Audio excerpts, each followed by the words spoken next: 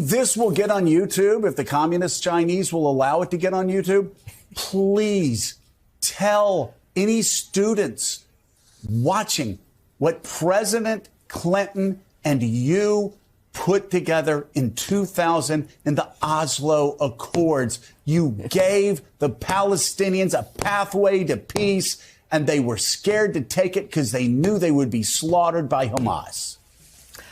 Wow, I don't know where to start, Joe, but you go ahead. Yeah, okay. I need help.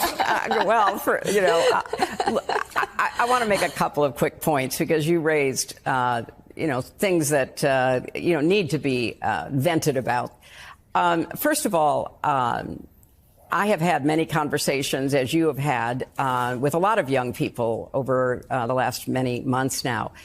And you're right. They don't know very much at all about the history of the Middle East or, frankly, about history in many areas of the world, including in our own country. So that clip that we just watched, Hillary Clinton on Morning Joe, I should say that when we were trying to figure out a cold open, there's a reason we didn't start at the beginning of the question, because before what we started playing, there's like 2 more minutes of Joe Scarborough ranting about the kids and, how crazy they all are. And, oh my God, they call the president Genocide Joe. And there was something that somebody wanted to name after Madeleine Albright, but people object to it because they say she's a war criminal. And can you believe that?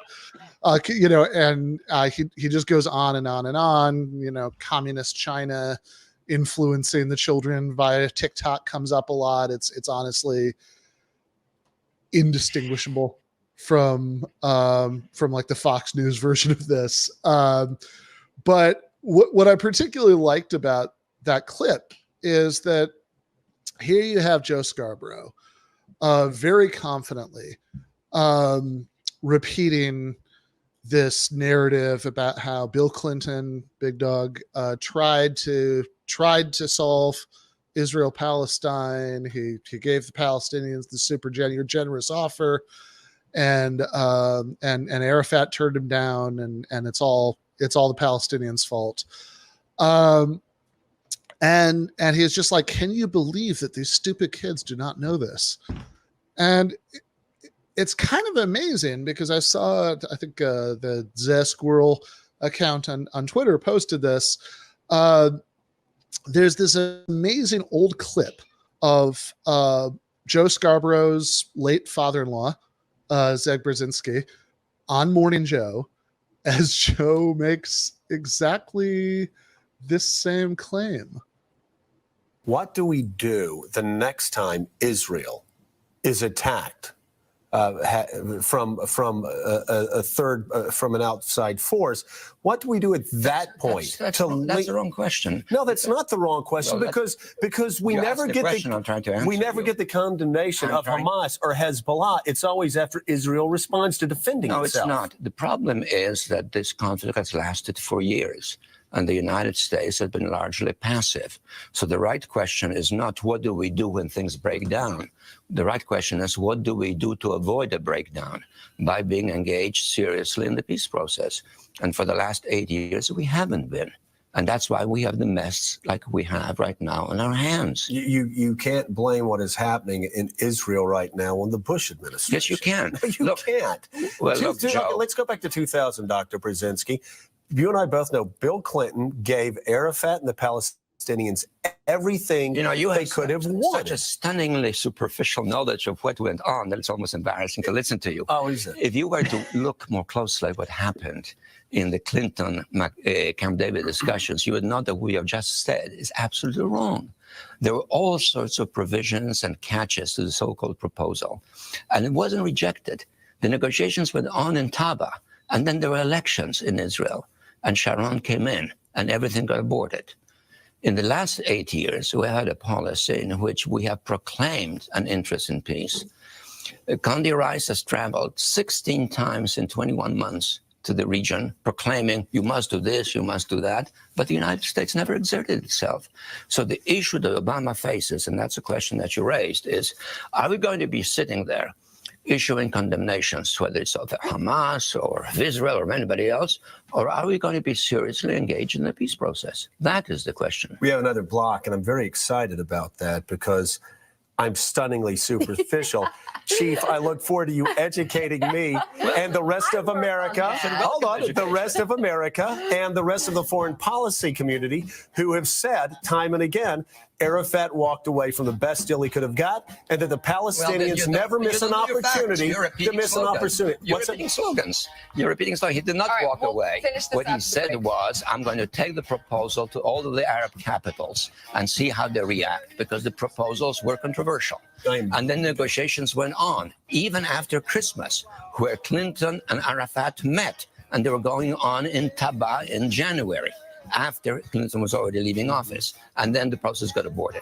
It's helpful to know a little bit about it. It's very exciting, Chief, that you know things that the rest of the international community doesn't know. You're going to judge your knowledge by the sort of collective standards of 300 million people. Then don't be surprised that you're embarrassed.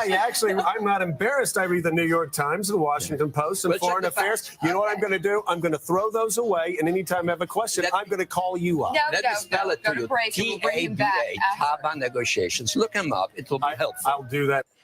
You might think that I guess they weren't engaged yet. So your then girlfriend's dad, who used to be the United States National Security Advisor, it's like a career diplomat, saying that something you're confidently asserting is stunningly superficial and that you have no idea what you're talking about.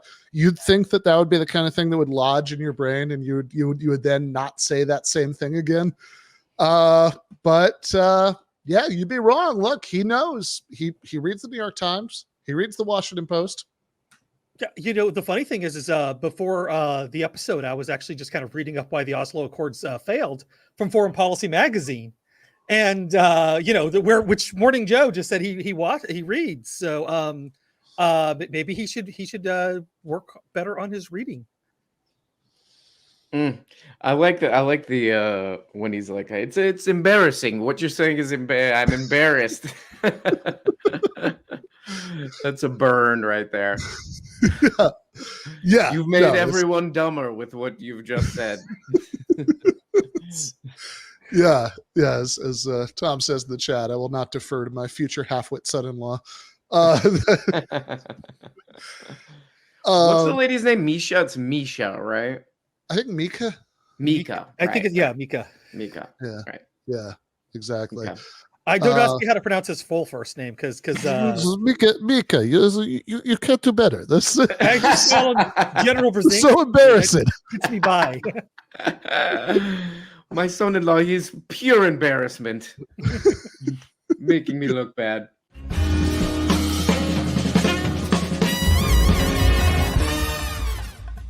You have been watching free public content from Give Them an Argument.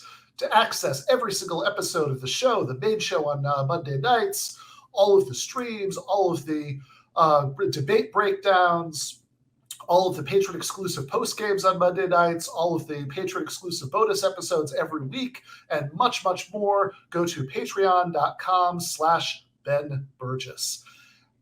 I cannot resist ending this with, don't be foolish.